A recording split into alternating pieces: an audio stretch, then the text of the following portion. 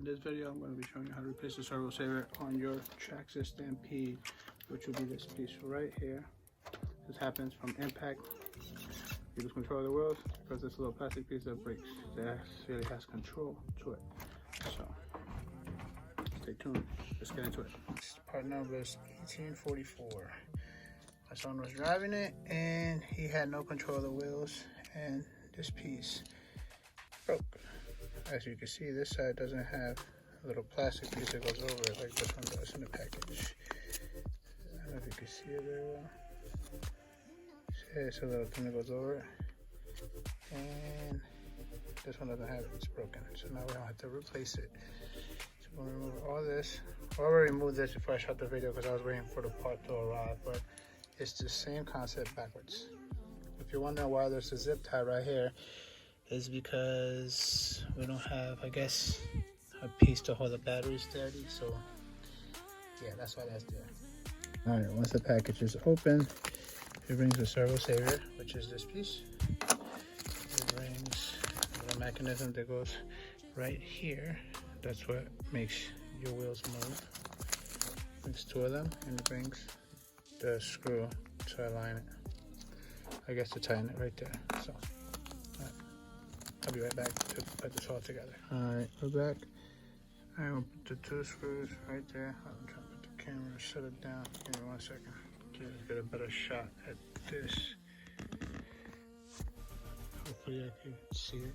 Anyways, this, I guess the larger piece gotta face upwards. And this goes here on the outside ones, not the inner ones.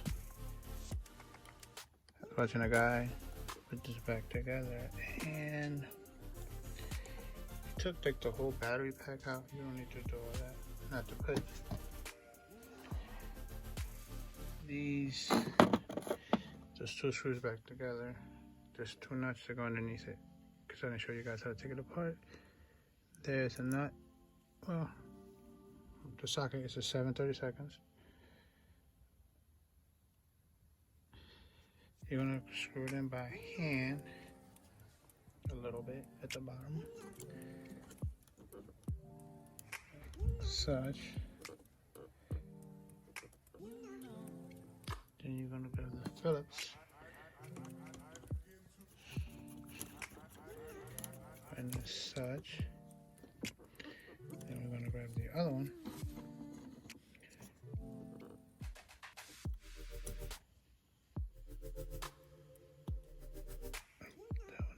Also, such Phillips. Alright, now that's done, we're going to grab the socket. Gently put it underneath. Snug. This one. So snug.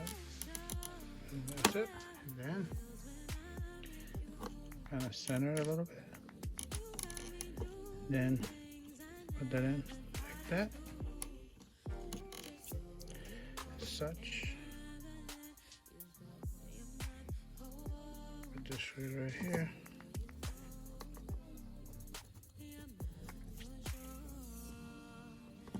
Yeah. Turn the controller on. Test it out. Make sure it works. Try to just snug this, not over tighten it, because it's a very sensitive plastic. That's how it breaks from impact. Then we'll put this back. Guard all that goes underneath. It's 4 screws.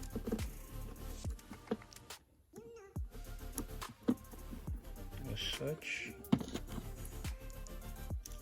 Try to line everything up first before you tighten everything, because that's how things get damaged. Then you put the 4 screws in as such, like that. Have an electric drill, but you don't want to use an electric drill because this is very sensitive plastic in certain parts. You don't want to over tighten with a electric drill, impact drill, whatever you want to call it. Snug.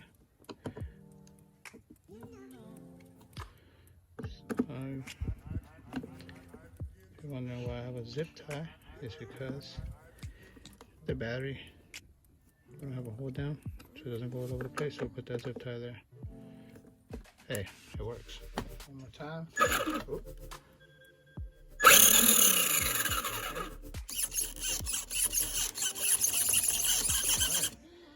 Right. I want to show you how to align the wheels in a couple seconds. Put the casings on, with the clips back on there, but I'm not going to do all that just yet because I can't go outside because it's raining. But anyways, to align it, you're going to need that on, your controller on. Your controller should have a knob. And when you move that knob, let me back up a little bit. See how the wheels turn? So if your car's pulling left, you'll turn this to the right and adjust it. If it's pulling right, you pull this to the left. It should be right there centered, but if it's not, if it's off the alignment, just adjust it until the car's straight. So far it looks like this is straight here, but we're gonna have to take it outside, take it for a little test drive. But maybe I should put those clips on. Alright, yeah, if you get the idea.